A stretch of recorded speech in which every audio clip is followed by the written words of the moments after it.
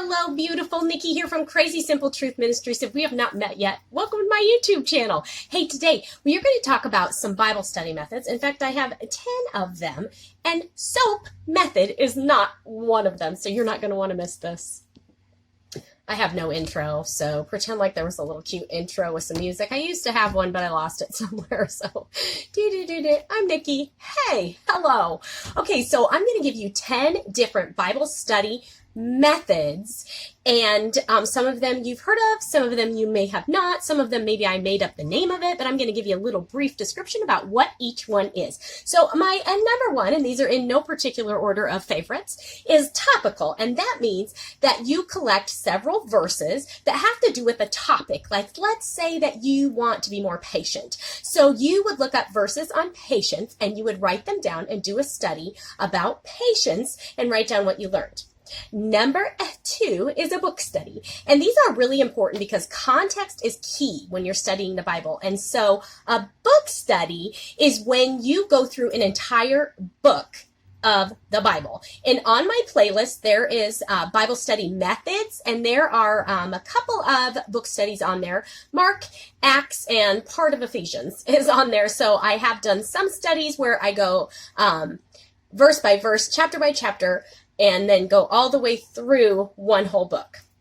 So that's a book study. Number three is inductive. An inductive study is where you take three basic simple steps, although it can be more complicated if you want to dig deeper. But basically, what does it say? What does it mean? And what does it mean to me? So you're observing it, you're interpreting it, and then you're applying it. And that is an inductive study. And there is also a couple of videos on my playlist with inductive Bible studies. And number four is a character study. And this is one of my new favorites. I love this. I did one on Moses' mom. Why do I not know? Somebody's really Moses. Yeah, that. Anyway, I did one on the Trinity, which was super cool. And, ooh, my phone's falling. Free falling. I did one on the Trinity, which was cool. Okay. And I plan on doing more upcoming videos on characters because I think it's really fun. We can learn so much from the characters of the Bible because they're just like us. They are just like us, and we can learn so much from them. So that was number four. Number five is an original language study. And if any of you have watched my videos, especially the Ephesians Bible study, or if you've seen any of my videos called the Crazy Simple Truth Bible Study Method, I love to look at the original language. I use a King James Version concordance, which is really the only way that I have found a free app where you can, I think it comes in NASB too. So either way, it's not the versions of the Bible that I prefer. And so you have to kind of do some puzzle piecing if you're not used to using KJV. But original language study is so cool because you get to look at the original word that the author used in writing the book. And the Bible was written in Hebrew, Aramaic, and Greek. And so it will be one of those three words, and it will give you different meanings that word has been used for in the Bible. I love to do that. You can learn so much doing that. The sixth type of Bible study is a word study, and that's a little bit like a topical study, except you are studying a specific word, and a topic would be almost more like an emotion, I guess is the way that I see it. So a word study, last week on my Patreon, I teach Bible study lessons for only $4 a month, and on my Patreon, we did a Bible study on the word consistent, and oh my, you guys, I keep dropping you. You're not in the tripod. I just have you like jacked up on something. Sorry, I got you jacked up on something. Anyway, it's just, and now I'm crooked. I'll just tilt myself this way. I did a Bible study on the word consistency or consistent, and that word is not in the Bible. So I gave really awesome tips for how you can find a word that you want to study if it's not used in the Bible. And so we did some tips on that and learned some really cool things. And so you may want to subscribe to my Patreon so you can have access to that video and tens of maybe, I don't know, maybe not hundreds yet, but there's a lot of videos on there. You get all my past Bible study videos, plus all of my Entrusted magazine issues. So definitely a good deal. You're going to want to check it out. The link is below. Of course, I'm going to hit my desk and knock you all over again. Okay, the next one, number 7 is a word comparison study. And so I did this on my Patreon one day too. And no, did I do it yet, or is it on my planner? It might be on my planner. It's coming up soon. It's going to be good. Thankful versus grateful. And so you can take two words that are biblical or emotional or whatever it is, and you can do a comparison because maybe they could mean the same thing, but maybe they don't. And so we did a Bible study, I believe it's here on YouTube, of mercy and grace. And so we looked into what is the difference between mercy and grace. And so that's a word comparison study. The next one is number 8, and this is a chronological study. So this is not book by book, so you're not doing an entire book, but you're doing it chronologically. So you're doing it in the order the events happened. And if you've ever read a Bible or a I'd say let's just say the New Testament, because my reading challenge for 2020, if you don't know it, I'll try to link the video below. If you don't know it, it is reading through the New Testament chronologically. So you could very easily do a chronological Bible study of the New Testament this year. So that is what that means. Number 9, I don't know how to say this word, typographical. Ooh, I think I might have said it right. A typography. You're looking at the map. So you would do, and I've never done this. Like, I'm going to do this someday because I think it would be cool, but you actually take one of the places in the Bible, like let's say Rome or let's say Corinth, and you study all about it. And you could do even like Mount Sinai, you could do Egypt, wherever it is, and you would just learn as much information as you can about that certain place. So that's a typographical. Yeah, that's what that is. That's number 9. And number 10, this really isn't a Bible study method, but it's something that you could easily do if you are just looking to do something quickly, I guess. But I always suggest that you do in-depth study at least once a week if you don't have time to do it every day. But this could be something that you could do. If you've been watching my planner videos lately, I showed one where I took the verse of the day and I paraphrased it back to God in a prayer. And so you could paraphrase, meaning you recap it in your own words.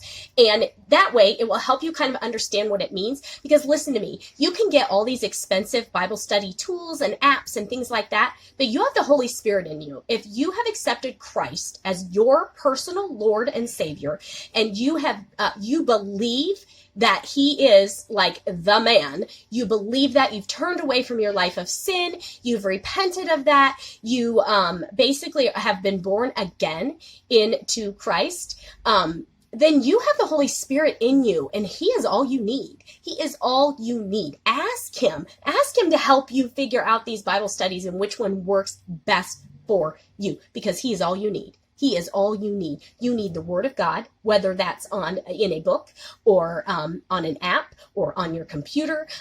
There's no excuse because you have a library. You can go get a library card and it's free.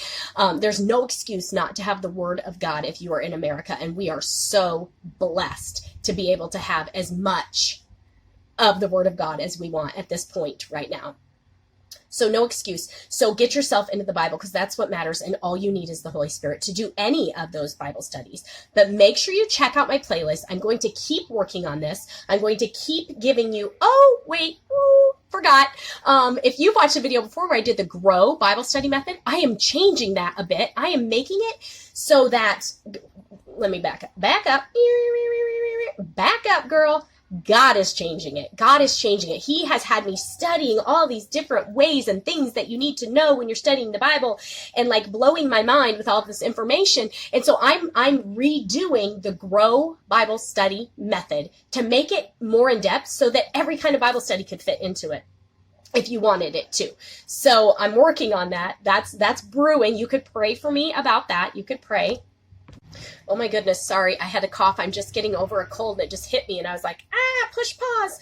Okay, if you want to do a quick Bible study method and you've heard of soap is not good because you're not interpreting the Bible. You could be, so it's not that it's not good. It's just you need to make sure in the O of soap that you are not only observing, but you are interpreting. What does it mean? So what does it say? What does it mean? What does it mean for me? So grow, if you have not heard of that, is G, go to God in prayer. R, read a passage. O, observe the details. And this is where you would observe and interpret. This is what I'm working on changing, adding some new information. I made a new cover that's beautiful, the Crazy Simple Grow Bible Study Method. It will be coming out. It may cost a tiny bit, just a tiny bit. I've never done that before, but I may be doing that, and it would be a tiny bit, like it would be affordable. Because I'm trying really hard to get some things that I need for my ministry to help it grow. And so if it is, I've never had one of my Bible studies for sale, ever. I will either offer it on Patreon or I may have it for sale on Etsy. But don't worry, I promise you it will be worth it, and I promise you it will be very inexpensive. So it will be affordable. But O is observe the details, and interpret is what I'm adding to it. And I'm adding all these really cool steps. Like, it's going to be so worth it, you guys. I don't know how long it's going to take me to finish writing it. The Holy Spirit just keeps giving me more information, but it's going to be really good. And the last one in grow is W. What does it say? What does it mean? What does it say to you? What did you learn about God? What did you learn about yourself? What did you learn about how you should treat others? What did you learn about the lies of the enemy? And so that is grow.